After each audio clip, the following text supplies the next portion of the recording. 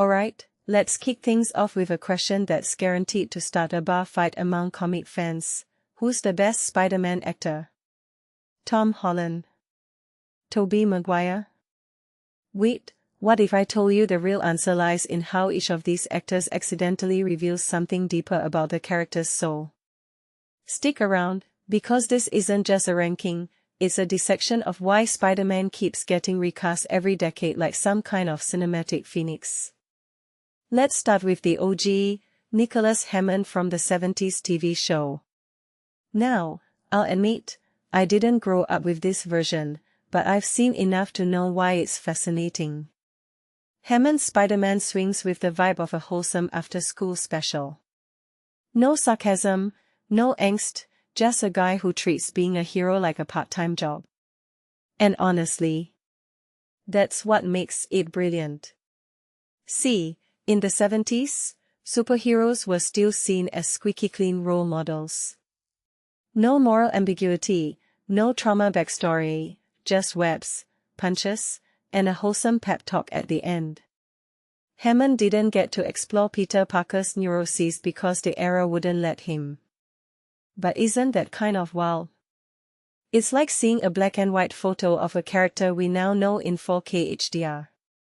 Now fast forward to the 2000s, Tobey Maguire's Spider-Man hits us like a Shakespearean tragedy. Suddenly, this is a guy who looks like he's constantly digesting a bowl of emotional oatmeal. Uncle Ben's death isn't just a backstory, it's a permanent shadow. What I find wild here is how Maguire's performance mirrors the post-9/11 mood. Think about it, Spider-Man 2 came out in 2004, when America was deep in existential mode. His struggle wasn't just with villains, it was with responsibility itself. That iconic scene where he lets the train fall apart. That's not just superheroics, it's a metaphor for burnout in the War on Terror era.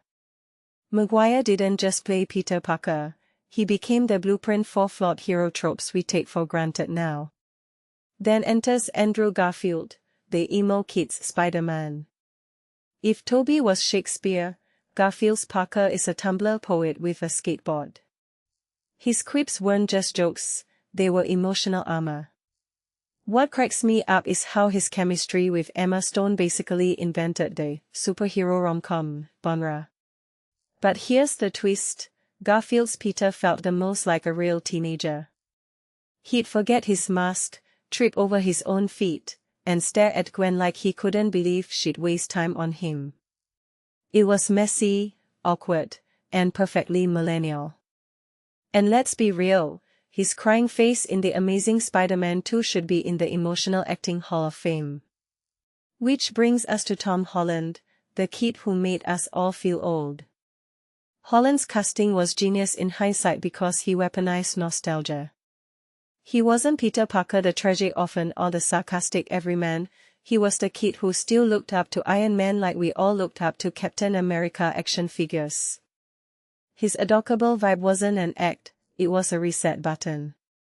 But here's the kicker, Holland's run also exposed a problem.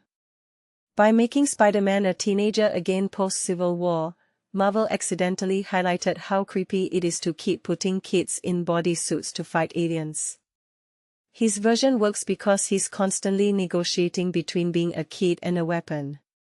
That's why No Way Home hit so hard, it wasn't just multiverse nonsense, it was a therapy session for every Peter Parker who ever asked, why me? But wait, let's talk about the dark horse, Jake Johnson as the lazy Spider-Man in Into the Spider-Verse. This guy's Peter Parker is midlife crisis incarnate, wearing sweatpants like a superhero costume. And that's what makes him revolutionary. See, every other actor had to convince us they could be both nerdy and heroic. Johnson's version just exists. He's a failure who's still valuable. A dad who's screwing up but still shows up. In a genre obsessed with chosen one narratives, his presence asks, what if the hero is just the one who keeps trying, even when they're garbage at it? So here's my hot take, ranking these actors misses the point. Each one is a time capsule of what audiences needed Spider-Man to be.